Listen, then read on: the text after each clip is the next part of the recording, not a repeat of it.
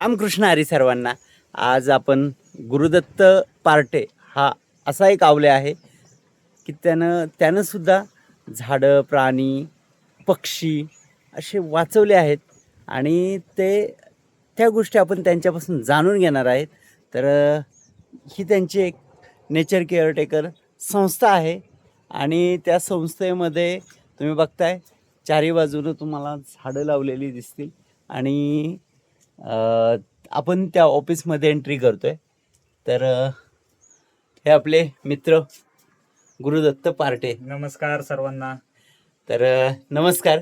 आणि गुरुदत्त, तुम्ही जे काय आता ही आपली नेचर केअरटेकर संस्था हो. ही याची सुरुवात कशी झाली त्याच्याबद्दल आपले जे मित्र आहेत त्यांना तुम्ही जरा सांगा. नमस्कार सर्वांना. तर ह्या संस्थेची सुरुवात 2012 पासून झाली. जे निसर्ग संवर्धन, आज आपण पाहतोय की संपूर्ण परिसरात वनवे लागलेले आहेत आणि त्याच्यामध्ये फक्त गवत जळत नाही तर संपूर्ण पशु पक्षी, झाडे, मोठमोठे झाडे जळून खाक होतात. तर हे कुठंतरी थांबलं पाहिजे. ह्यासाठी आम्ही जे विवर गावातील जी मुलं होतो ती एकत्र आलो, 8 ते 10 जण, आणि नेचर केअरटेकर संस्थेची स्थापना केली. 2012 मध्ये आमची स्थापना नव्हती, पण आम्ही छोटं छोटं काम करत आम्ही 2020 मध्ये नेचर केअरटेकर ही संस्था पूर्णमध्ये शासकीय दृष्ट्या स्थापन केली आणि त्या पद्धतीतनं आता आम्ही काम करत आहोत. संस्थेचं काम बघताय तुम्ही, तर त्यांनी झाडं लावलेली आहेत. झाडं लावलेल्याचे फोटो सुद्धा आहेत. इथं बघताय इथं गुरुदत्तानं कुठला पक्षी आहे? घार पक्षी आहे.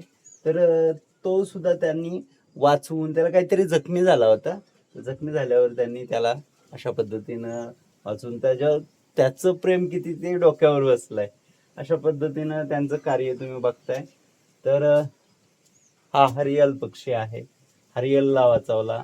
हा इकडं होला आहे, होला. तर या अशा गोष्टी करत करत त्यांचं कचऱ्यावरचं पण नियंत्रण आहे. तर ते करता करता गुरुदत्त थोडंसं आपल्याला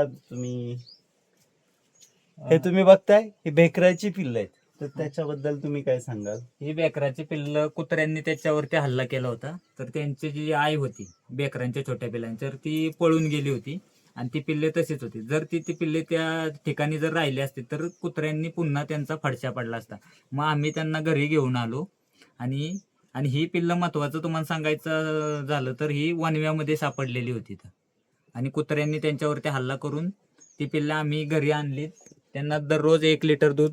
ही बघा, हे गुरुदत्तनं ती पिल्ल घेतलेली आहेत आणि हे त्यांना रोजचं दूध लागायचं. तर ते दूध पण त्यांनी दाखवलेलं आहे आणि अशा पद्धतीने मोठे आम्ही त्यांना केली तर आणि पुन्हा फॉरेस्टमध्ये आम्ही त्यांना सोडून दिली तर.